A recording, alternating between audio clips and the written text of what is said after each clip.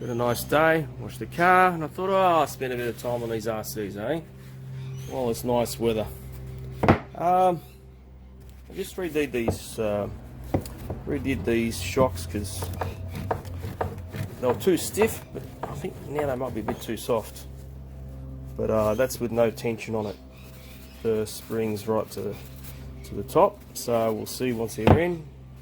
But otherwise, I just noticed something. And all these people online say that HPI is better. When I had a King motor, I bent this thing. Well, guess what? This is a HPI, and it's also bent. People say the alloy's better on the HPI. Is it really? I don't know. I've got a video at the moment. Well, I've had it on there for years. It's actually years ago that I did, about 3 years ago I did this video about upgrades that I did to a King motor. And one of them was this, and everyone's gone, oh yeah, well you have to upgrade everything because it's a King motor, they're shit. And I've always thought, you know what, I don't think so. I think they're just a bad design. And this is HPI, and it's bent. So there you go. So I'm sure some things are better. I don't know where. I do believe that when I put this together, because I bought this in bits off eBay. I think it's all complete, just in pieces. Maybe without the engine, I'm not sure. Anyway, so I bought it pretty cheap, in pieces. It being a HPI, I guess I've pulled apart a HPI, pulled it back together, but this one, for some reason, I really noticed that everything went together nicely. Like there was nothing that I had to force or whatever, you know, it's just, they go together nicely compared to the King motors or the Rovens. That's probably about the only difference I've seen so far. I can't see the plastics being better. Or the alloy, I don't know. I can't see it. The design's pretty much the same with King motor, Roven and HPI. I've had them all three. And yeah, so I just thought it'd be interesting to see that HPI can still damage them. You know, as you can see, it's the rest of the RC is pretty much intact.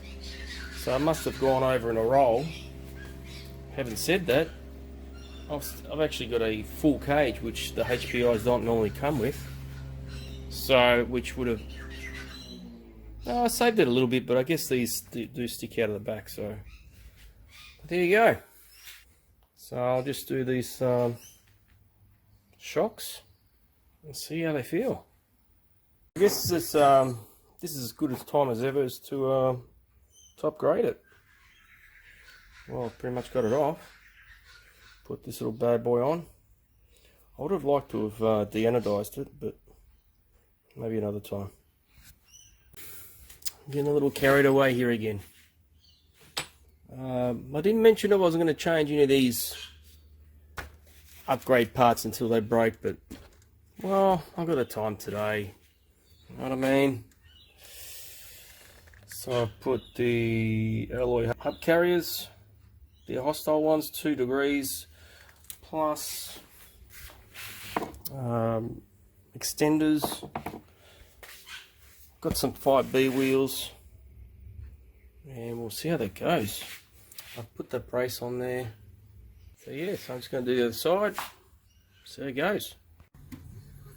So that's it, that's what it looks like.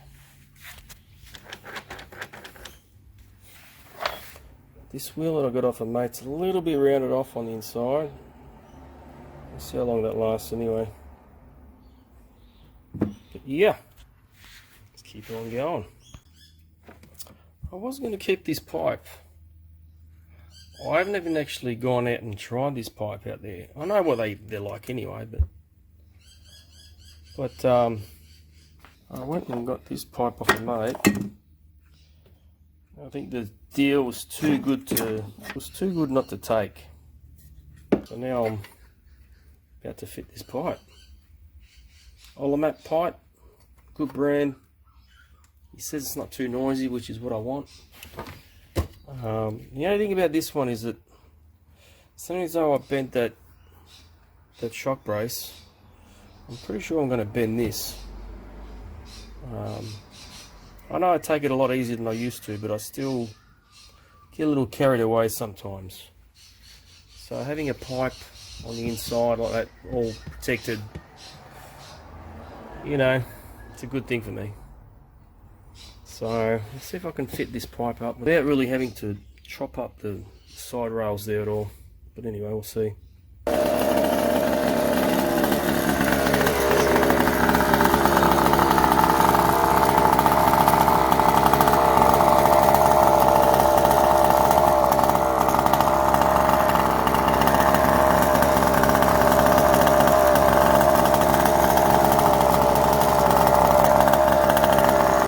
Goes good. Not too loud. I don't think I can see any difference with that with this pipe, but yeah, she's protected now though. That's the only thing. That's the difference. So the back shocks.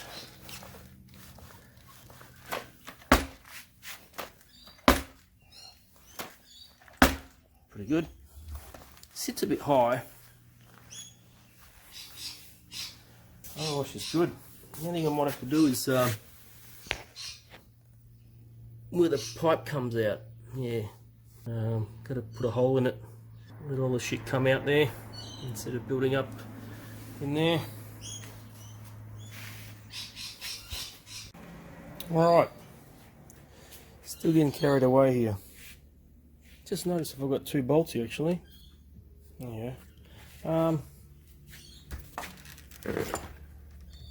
Stiffener plate. It's just a plate to stiffen the chassis. So what I pretty much did was take the front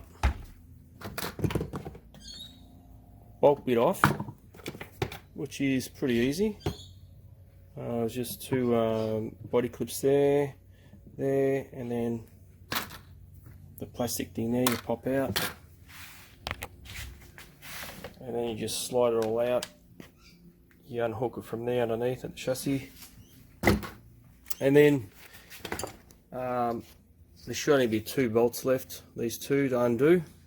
So just hold everything together, undo the two, put the chassis plate on there, or the stiffener plate, redo the bolts, and that'll line you up for some holes down here.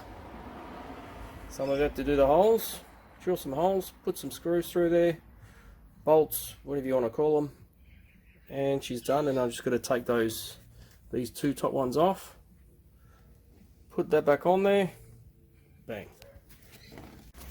Alright, all done. Holes drilled. Just got to put through the bolts through and nut with a little 9-lock nut on there. Job done. So there you go, fitted. About to put that bumper on. These screws, I might put longer ones. These top ones are okay. And just remember, when you drill through here, you shouldn't actually hit anything behind it, but just be wary if you've got a different setup to what I've got. Alright, just quick note, if you got one of these bumper setups,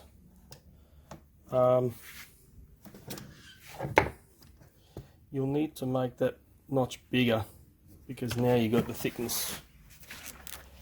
It's got to go through there, so you've got the thickness of the plate, so you got to notch it deeper and take a bit off the top of there as well, and then it should fit alright.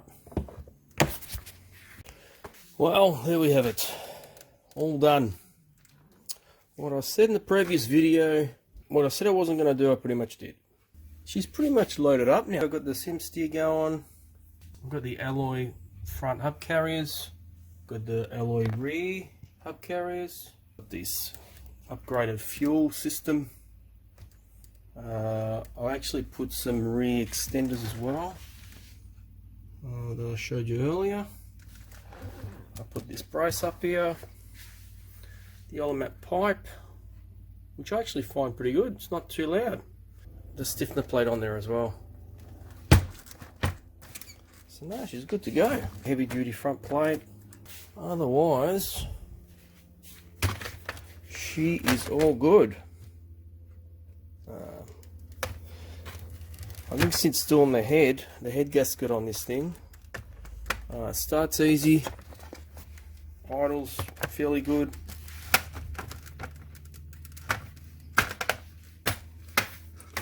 This cage is a bit of a pain to put on. Yeah, but I highly recommend these cages. Hopefully next time I get a video out, it'll be a bashing one. And yeah, or I've got to get onto this air filter system as well, see if I can do that. What I did notice is I'm going to have to either wrap up this fuel line or reroute it, whatever's easier. Does that turn? Yeah, these turn, so I can always turn that little thing somewhere else. But other than that, she's good to go.